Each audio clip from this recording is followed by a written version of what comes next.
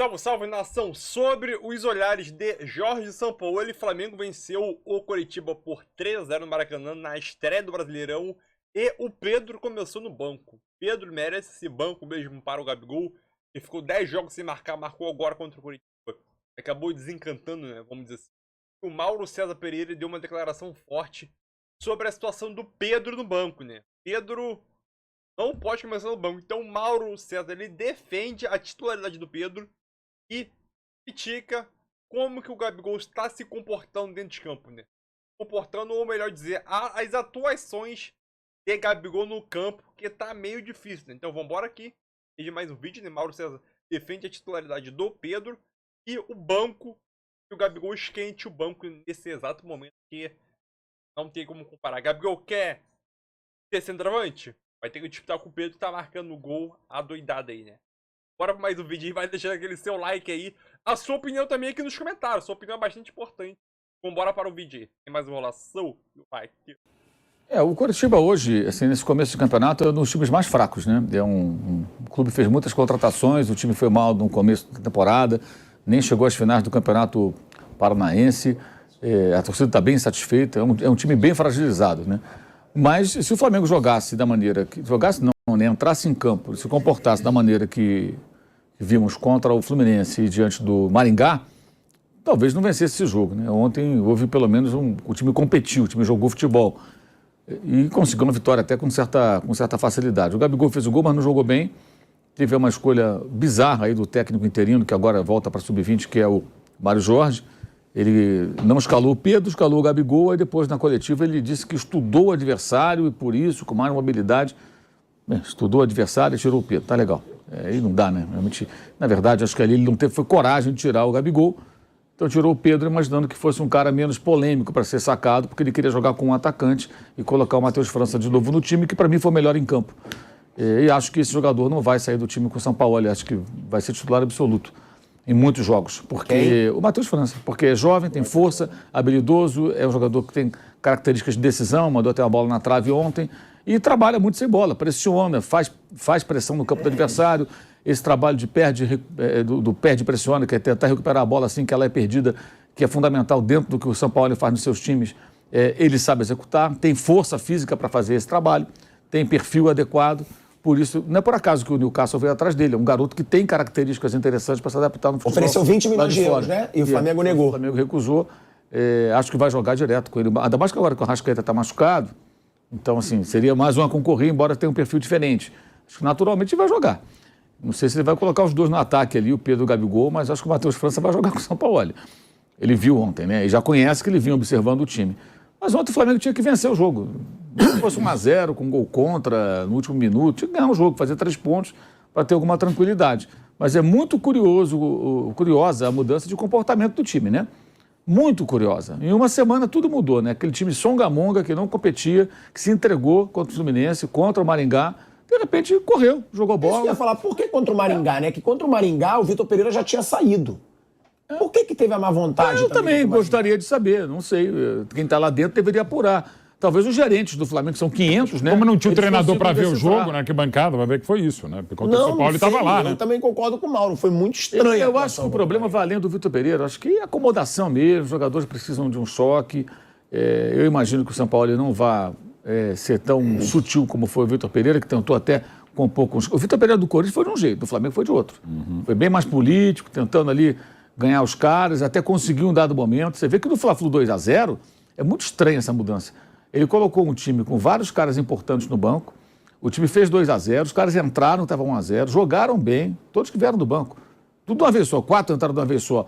O time melhorou, fez o segundo gol e no final do jogo estavam pressionando o Fluminense lá no campo do Fluminense, todo mundo correndo. Uma semana depois, tudo mudou. Um negócio estranhíssimo. No meio teve o jogo do Alcas, com aquele segundo tempo medonho. Ontem, o time voltou a jogar. Acho que a presença do novo treinador certamente teve algum impacto. E eu acredito que ele não vai fazer muita composição, não. Vai chegar e vai barrar, vai colocar quem tem que colocar, quem está inteiro, quem tem condições físicas para executar o que ele gosta, que é o quê? É jogar dentro do campo do adversário, pressionando muito. E para isso você tem que ter... O Vitor Pereira queria fazer isso também, não conseguiu, porque faltava condição física, jogador sem força, jogador sem condição de dar uma arrancada. E ele vem com a equipe dele, né? Ele vem com 6 pessoas. Vem com a turma dele e o detalhe, né? Hoje a melhor zaga possível, se for linha de 4, é essa que jogou ontem. Fabrício e Léo Pereira. Acho que hoje é a melhor zaga possível. O Rodrigo Caio foi muito mal contra o Alcas, um desastre. O Davi Luiz não está bem. O Pablo, acho que está abaixo desses caras também. Acho que não briga ali para ser titular. É um cara para compor, entrar num jogo ou outro ali quando precisar. Pode ser que ele use o Felipe Luiz como um terceiro zagueiro, a gente não sabe. Aí só Deus sabe. Quando eu chegar ali, começar a trabalhar, e mesmo na quarta-feira, não creio que ele mude muito não, porque hoje ele vai dar uma coletiva 2h da tarde. Ô Mauro, parece que o Pedro reclamou, né? De ter ficado O Pedro reclamou, inclusive, publicamente, e com razão. Porque tem a arte, eu vou até ler aqui, vou te passar. Eu vi no vídeo dele lá no centro. Pode colocar aí, ele fala... Para ser sincero, respeito sempre a decisão do treinador, mas não concordei. Olha aí, o Pedro que sempre ficou quieto, pelo que venho fazendo no Flamengo desde o ano passado. Nesse ano também, venho tendo bom desempenho. Não concordei muito, mas como sempre vou entrar para dar o meu melhor, mesmo se for por poucos minutos, como foi hoje. Vestir essa camisa é um sonho que eu realizo todo dia. Claro, sempre trabalhando para ser titular. Reclamou. Né, o Pedro, não, mas o Pedro não era de fazer isso, mas ele aprendeu. Eu acho que ele marcou a posição. Primeiro, o técnico que tomou essa decisão não vai mais comandar o time, então é muito mais confortável agora. Não gera, fica o registro e tal. Mas ele deu um sinal para todo mundo e fica também para o São Paulo. Cara, eu tô metendo os gols aqui, eu tô jogando bem, por que eu vou sair do time? Qual a explicação? Eu vi o Mário Jorge na coletiva, todo respeito ao Mário Jorge. Eu estudei o Coritiba e tirou o Pedro. Então tá reprovado o Mário Jorge. Estudou e tira 0 na prova, porque não pode você tirar o Pedro do time. Ele e o Ayrton Lucas não podem sair do time, gente. Aquele time horroroso dessa semana, o comportamento songamonga, indolente, o comportamento inaceitável para o time profissional, são dos poucos que se salvam. Ele também jogou mal contra o Maringá. Mas ele tem um retrospecto recente muito bom, ao contrário do Gabriel, que ontem voltou a marcar após 10 partidas. Em todos os jogos, o Gabriel teve condição de marcar. E o Gabriel, aliás, aquilo foi de uma infelicidade atroz, depois da vitória sobre o Fluminense, ele dá aquela entrevista na zona mista, dizendo que quer jogar de centroavante. Quer jogar de centroavante? Quarta-feira mesmo, quinta, né, contra o Maringá. O menino lá, o Wesley, fez uma jogada de fundo no final, cruzou, a bola passou em frente a ele, porque ele não se atirou na bola. O centroavante se atira na bola, dá um carrinho, empurra a bola para dentro do gol. A bola não veio do pé dele, não se jogou na bola, não queria ser centroavante, estava posicionado como tal. Quer dizer, reivindicou a posição do Pedro, publicamente. Aí o técnico interino vai e tira o Pedro e mantém o Gabigol, sendo que um está numa boa fase e o outro não, alegando que estudou o adversário. E aí ele entra em campo, joga poucos minutos e faz um gol. Até houve quem pensasse, será que ele não estava bem pelo problema que saiu aí na imprensa aí, da mulher dele, com o pai? O problema parece que é com o pai, que também atinge a mulher dele e tal. Um esquema aí, está no noticiário policial. Eu acho que não. Aliás, eu tenho de lavagem de dinheiro. Eu tenho certeza que não afetou ele. O cara está nervoso, se tivesse calmo então, ele não ia fazer aquele gol, né? O gol que ele fez é um jogador que está muito tranquilo. Na opinião de vocês, o Gabigol nunca foi um centroavante? Não. De posicionamento. Gabigol é o segundo atacante. Não, nunca foi o 9. Nunca foi. E com o Bruno Henrique, o Flamengo não tinha centroavante. Eram 2 atacantes que trabalham pelos lados e que vão para a área. Um troca com o outro. E muitas vezes, com Jesus, inclusive, o Arrascaeta entrava como centroavante. Também. Pode ser que o São Paulo faça isso também. O Arrascaeta chegou a fazer gol de cabeça como centroavante, entrando para finalizar. O Matheus França pode fazer esse trabalho também, se estiver em campo, enfim, dependendo da formação que ele escolher. O Gabigol não é um centroavante. Aí ele vai e reivindica, não, eu quero jogar na minha. A sua é essa aí, bonitão. É jogar do lado ali, você é um atacante de movimentação. O centroavante é o Pedro. O centroavante é o Mateusão, lá da base. Pode não gostar dele, mas ele é centroavante mesmo. Né? Então acho que o Pedro deu uma resposta do tipo, o outro cara se manifestou. Agora é minha vez. Foi muito bem se posicionar, porque se o Gabigol falou, e deu o recado também pro São Paulo. Falei, cara, eu tô aqui, tô metendo gol, tô jogando. Ficou na reserva um tempão. Esperou a oportunidade dele. Ele tem razão, cara. Ele tem razão. O rapaz esperou um tempão. Chega, entra no time, foi artilheiro da Libertadores. Vem bem nesse ano mesmo, o time jogando mal. Por que ele saiu? Num jogo que é um jogo bom pro cara, né? Porque o adversário, todo respeito ao Coritiba, o torcedor do Coritiba sabe o que eu tô falando, é pura realidade. O Coritiba está muito fragilizado. Sim. Então é um jogo que ele poderia ter feito 2, 3 gols se ele joga os 90 minutos, de repente, né? Vai que ele chega e começa ali e faz 2, 3 gols. Aí você tira o cara do jogo desse, todo atacante quer jogar todo jogo. Quando o adversário não é muito forte, mais ainda, que é a chance dele meter vários gols. Para disputar a artilharia. É lógico, aí você tira o cara desse jogo e a alegação é bizarra. Estudei o Coritiba, mas que estudou o Manchester City, né? Estudei o Manchester City aqui e tal. Não, o Coritiba, que não dá, o time do Coritiba. Pega nas redes sociais e veja, eu sigo vários colegas da imprensa paranaense, até eu estava vendo, até torcedores aqui compartilhando alguns comentários, antes do jogo e depois do jogo. O Coritiba vem muito mal. Hoje é um dos piores times da Série A. certamente um dos piores Sim, é um time que vai ter uma série. Se não se organizar, vai acabar caindo. E a briga para não cair, como foi no ano passado, quando escapou ao derrotar o Flamengo, já no modo banana, pós-Libertadores, lá em Curitiba. Nilson, eu vou te dar a palavra, a gente só vai escutar essa declaração, né, do Mário Jorge, que o Mauro César falou aqui. São artes, né? A gente vai colocar a arte aqui com a declaração do Mário Jorge. Ele diz: a gente foi muito vulnerável contra o Maringá, especialmente por dentro. Colocamos mais um jogador no meio para dar consistência. Colocamos o Gabriel por ele ter mais mobilidade. Então, tinha um estudo do adversário que apontava a necessidade de ter um jogador entre linhas. E o Gabriel me entrega isso. O Coritiba veio diferente, porém.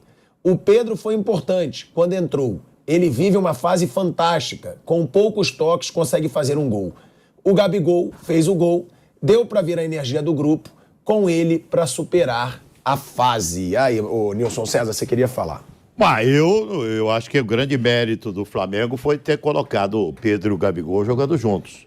Eu não tiro nenhum dos dois. Não, quem tem Pedro e tem Gabigol no time tem que acender uma vela todo dia do tamanho dos dois e manter os dois no time. O treinador está lá para isso. Eu tenho um jogador como o Gabigol, que sempre foi decisivo em tudo. Em tudo. Flamengo, pega aí os jogos decisivos do Flamengo. Quem é que decidiu? Eu acho que o que simboliza muito o Gabigol é que os 4 gols do Flamengo nas 3 finais de Libertadores foram dele. Ele decide. Os 4 gols. Ele decide, ele é um absurdo. Até quando joga mal, faz 2 gols no ele decide no Flamengo. Ele decide. Ele sempre foi um cara decisivo no Flamengo. Eu, por exemplo, não entendi porque no Flamengo tomando 2 do Fluminense no intervalo, você tira o cara que decide. Porque o Flamengo precisando de gol, você tirou o cara que decide. Eu acho que foi um erro grotesco. Então a grande virtude do Sampaoli aí é arrumar um espaço para os dois no time. Uai, se com vira. O Bruno Henrique voltando. Chegou o Bruno Henrique. Mal ele se encontrou. E ele trabalhou com esses jogadores. Agora, tem isso, né, Mauro? É um cara que vai fazer do jeito dele. É um cara que deve botar a garotada para jogar, pelo estilo de jogo, como a gente está falando, que marca a pressão, como o Vitor Pereira. Queria jogar e não conseguiu. Tem a chance de dar super certo, mas esbarra naquele problema do Flamengo. Será que vai cutucar os medalhões? Será que vai estragar o vestiário? Será que o time vai jogar por ele? Tem um pouco esse questionamento, né, Mauro? Mas sempre vai ter, né? Sempre vai ter. Eu acho que aí o problema não é dele, o problema é da diretoria. A diretoria deveria se colocar do lado do técnico e, se algum jogador estiver insatisfeito para valer, vai lá e resolve, rescinde o contrato, negocia, faz o que achar que tem que fazer. Como a diretoria resolve isso? É chamando o grupo e falando na hora, só vem cá, chega de... Já deveriam ter feito isso há muito tempo. Mas será que não fizeram, Mauro? Não faz isso. Filho, acorda, vai dormir cedo. Só 1 hora de videogame. Se fizesse, não saberíamos. Mas é porque eu me pergunto, já foram tantos anos assim de ver apatia. Mas saberíamos. O cara vaza a escalação e até a forma como o time vai se comportar taticamente, não ia vazar um negócio desse? Vazaria fatalmente, mas não aconteceu. Eles não fazem isso. Eles não fazem isso. Pelo contrário, e ali você tem até alguns jogadores cujas renovações de contrato são muito questionáveis. Jogadores já mais veteranos, que talvez nem devessem mais continuar no elenco, mas que eles resolveram renovar, e não foi nem responsabilidade do Dorival nem do Vitor Pereira, porque um estava saindo, o outro não tinha nem chegado ainda. Renovaram com o Felipe Luiz, renovaram com o Davi Luiz, renovaram no ano anterior com os 2 Diegos. Então, todos esses caras são jogadores que você pode questionar, pela idade, inclusive. O Davi Luiz vai fazer 38 anos, aliás, o Felipe Luiz. O Davi Luiz vai fazer 36. Então, são jogadores até pela idade que você tem. Por quê? Porque é evidente que chega um momento que ele não consegue fazer aquilo que determinados treinadores, que são os técnicos que estão contratando, precisam, que é um jogo que exige muita parte física. A não ser que o cara veterano consiga corresponder à altura. Mas eu acho que a avaliação não passa por aí. Eles renovam e acabou. Vamos renovar com fulano, com ciclano e tal, decide ali por outras questões que não são especificamente aquelas que deveriam pautar esses acordos de prorrogação de contrato, que é o que o técnico quer, se o jogador pode executar aquilo que ele pretende. Aí você tem uma falta de sintonia, eventualmente. Agora, a gente falou, né, sobre essa situação de uma possível renovação. O Flamengo até chegou a renovar, né? Chegou a mudar elenco, mas continua. E aí, bastante. Sim. Mudou bastante. O time que jogou bastante. Sim. Mudou bastante. O time que jogou a final do Carioca, o primeiro jogo, só tinha um remanescente em 2019, que era o Gerson. No segundo, que saiu e voltou. No segundo era o Gerson e o Gabigol. Na verdade, o elenco foi muito modificado em relação quem ficou foi o quarteto né? Gabigol. Bruno Henrique, E que isso que eu ia perguntar Caio, do Bruno Henrique. O Bruno Henrique, a gente tá falando do Pedro, do Gabigol. Se o Bruno Henrique jogar o que ele joga, o que ele jogava, inclusive, antes da lesão, Sim.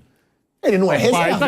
Ele não é É reserva. curioso porque ele joga um Será ano que ele vai jogar? explodindo, aí ele se contunde, fica um ano parado, tem dado muito azar na carreira. É. Eu sou muito fã do Bruno Henrique, mas pode ver a carreira dele. Ele tem um ano que ele voa, Sim. e aí no outro ano ele se machuca, tem um problema qualquer. Tomara que agora ele tenha uma sequência, porque ele é um baita jogador. É, porque o Bruno Henrique, pra mim, não fica no banco. Não mesmo. Se ele voltar. Não, se ele voltar ao nível dele, ou joga o 12, né? Porque não tem volta a Caeta. É muita gente qualificada e fora. O Matheus que tá jogando, o Vitor Hugo que tá voltando, é um baita jogador. É muita gente. Ele gosta de mexer muito. Também diz, ele vai muito, estar assim, muito, com muito. certeza. Vai rodar no sentido que vão jogar, não que vai rodar no mau sentido. Vai jogar muita gente desse time do Flamengo, não tem dúvida. Então, é isso aí, nação. Mais um vídeo aí, né, para o canal, com a opinião do Paulo César Pereira sobre esse jogo e também sobre a situação do Pedro. Reserva, né, nesse jogo diante do Coritiba, né? É aquilo. Essa explicação que o Mário Jorge deu não convenceu muita gente nem também sobre a situação do banco. Para o César, para mim, faz sentido. Entre Gabigol e Pedro, Gabigol, ele é maior que o Pedro na história do Flamengo. Beleza. O Pedro é um jogador tranquilo e não fala tanto, né? Aquele jogador que corre desaparecer. Não gosta de aparecer, vamos dizer assim. Né? E aquilo, o Gabigol começando como reserva contra o Coritiba, poderia sair falando em besteira na mídia, ok? Então, é mais fácil você controlar, vamos dizer assim, a boca do Pedro do que do Gabigol. Né? O Gabigol pode chegar e começar a falar, rede social, mandar em direto na rede social. O Pedro é mais tranquilo na dele. Então, eu acho, por isso, Mauro Jorge falou o Gabigol. Né? É aquilo, sinceramente, hoje em dia, colocar o Pedro no banco é uma insanidade pura, meu filho. Sinceramente, colocar o Pedro não tem como. Foi um jogo estreia aí com o novo técnico, óbvio, que era o último para o Jorge, mas tudo bem, né? Então o Pedro deu a declaração, tinha que dar mesmo, ele já tem tamanho dentro do Flamengo para fazer isso. E aquilo. E só para terminar aqui bem rapidinho, cara, só sendo o Bruno Henrique aí no finalzinho, né? O Bruno Henrique, se ele voltar a jogar ou apresentar o futebol que ele apresentou antes da lesão, esquece. Vai ser Bruno Henrique e mais 10. Bruno Henrique mais 10. Esquece, Bruno Henrique é titular desse time tranquilamente, né? Entre Bruno Henrique e Cebolinha, não dá pro Cebolinha, né? Dois são pontos ali do lado esquerdo, jogam dribble, tem velocidade, só que o Bruno Henrique, ele tem uma característica melhor do que o Cebolinha. O Bruno Henrique, ele tem o seu da área. O Bruno Henrique, ele vai pra dentro da área para cabecear, tem impulsão também, que é uma coisa que poucos jogadores do Flamengo têm, isso, impulsão dentro da área. Então, o Henrique estiver jogando pela ponta esquerda, não estiver rendendo muito, ele pode ir lá jogar como centroavante. Já fez muita coisa assim no Flamengo nesses últimos anos aí. Vou beber água aqui sem corte, hein? Então é aquilo.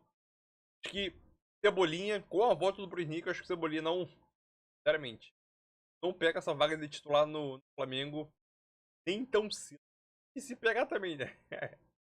Então é isso aí, galera. Tamo junto. Pedro titular pra mim nesse time de São Paulo. Óbvio que o São Paulo durante que deve jogar alguns jogos junto, Pedro e Gabigol, e outros não, né? Mas sabe que a preferência do São Paulo é jogar com 2 pontos e um centroavante. O centroavante pra mim é o Pedrovski, que tá destruindo. Tá? Tamo junto. Obrigado pela tua presença até aqui. Deixa aquele like para ajudar o canal aí.